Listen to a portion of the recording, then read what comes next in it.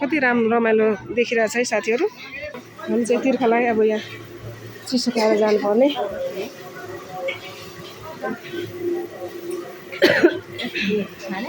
साथीहरू हामीले चाहिँ एउटा रेड बुल लियौँ। धेरै खानु हुँदैन प्रेसर हाईमा होइन, तिर्खा लाग्यो अनि खानालाई क्या यहाँ चिसो खाएपछि टक्क घर चल्ने हो। किनकि हामीले चाहिँ खाना खाएर निस्केको हो क्या, त्यही भएर दर्शन पनि बाहिरबाटै दर्शन गरेर फर्केको। अनि हाम्रो चाहिँ नजिकै पर्छ नि त यो मन्दिर चाहिँ, अनि पछि बेला बेलामा यसो आइरहन्छ, त्यही भएर घुम्न मात्रै आएको क्या। आज नयाँ वर्ष भएकोले गर्दा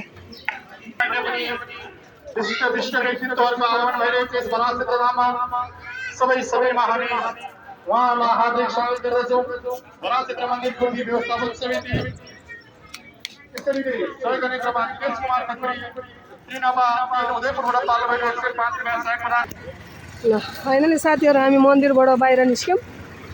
अब चाहिँ यो यहाँबाट निस्केपछि कच्ची बाटोको यात्रा सुरु भयो हाम्रो। यस्तो छ बाटो चाहिँ, पिच भएको छैन अहिलेसम्म, मर्मत हुँदैछ यहाँ यो पिचको लागि। गिट्टीहरू सब झारेर त्यही भएर नि जाम भइरहेको छ। हेर्नु न यस्तो यस्तो ठाउँ छ। साथीहरू हाम्रो गाडी चाहिँ यहाँ राखेको छौँ होइन, हाम्रो स्कुटर चाहिँ। अब चाहिँ यो बाटो जाने हो यसरी।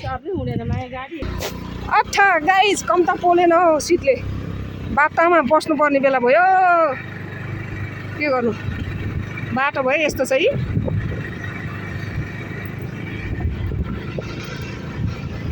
बाटो चाहिँ हेर्नु न गाइज यस्तो छ।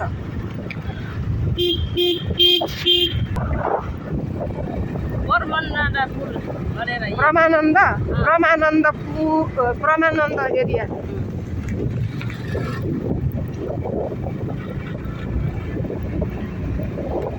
यो चाहिँ ब्रह्मानन्द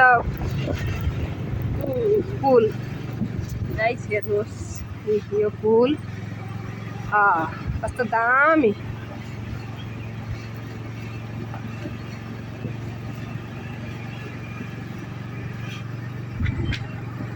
गुप्त महाराज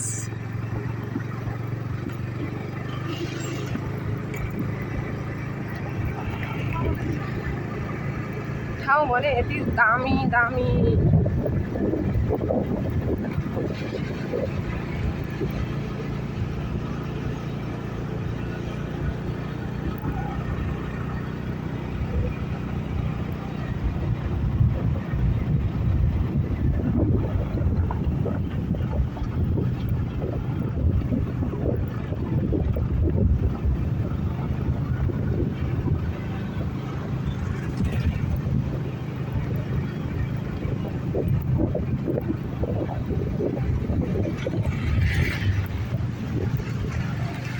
कहीँ बस्ने ठाउँै छैन, खोजेर अनि के बस्नु। त्यही त अहिले चाहिँ एकदमै साथीहरू एकदम गर्मी भइरहेछ, घाम यस्तो टल्किरहेछ, तलापुर भइरहेछ घाम चाहिँ 12 बजे। तर यो हरियाली जङ्गल देखेर चाहिँ मनै आनन्द भइरहेछ।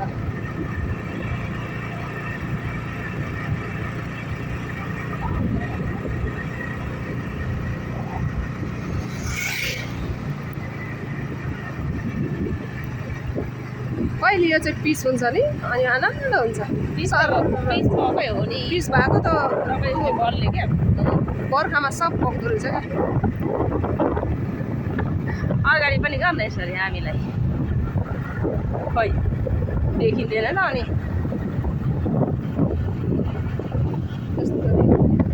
हामी चाहिँ यस्तरी छ। यो त उल्टो सुल्टो नै हुन्छ यार।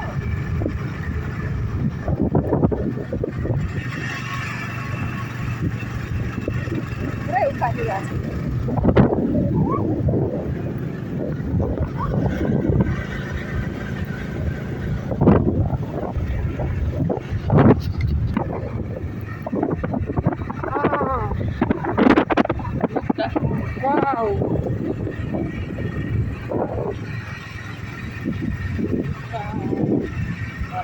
उकाली चढौ होला यहाँ पनि गुप्त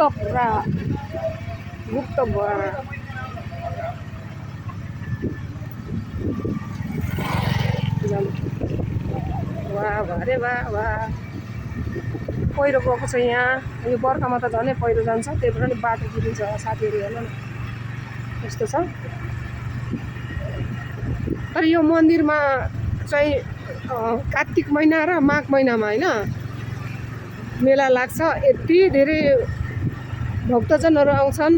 यो बाटोमा त पुरै जाम हुन्छ होइन। इन्डियादेखि कहाँसम्मबाट आउँछ, इन्डियाको धेरै आउँछ होइन। कार्तिक मेलामा चाहिँ इन्डियाको धेरै आउँछ। माघे मेलामा चाहिँ पहाडियाहरूको हुन्छ। सुन्तला बदाम खान आउनुपर्छ त्यतिखेर चाहिँ, माघमा चाहिँ।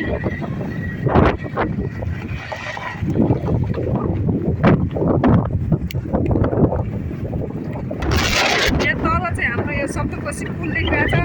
अनि यो सप्तकोशी नदी अहिले चाहिँ पानी परेकोले गर्दाखेरि बाढी आइरहेछ। अब चाहिँ माछा मार्न जानुपर्छ पोटको लिएर। अनि माछा र भात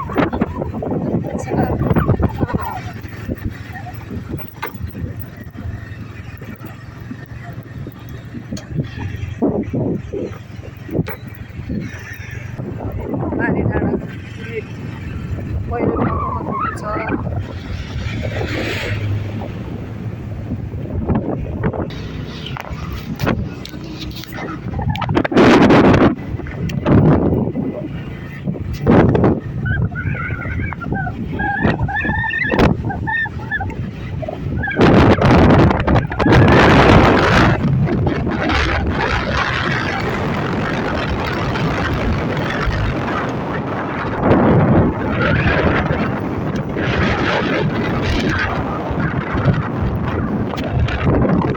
साथीहरू यो पारी गाउँ देखिरहेछ नि, यो चाहिँ मेरो गाउँ हो। कति रमाइलो ठाउँमा म बसिरहेको छु भने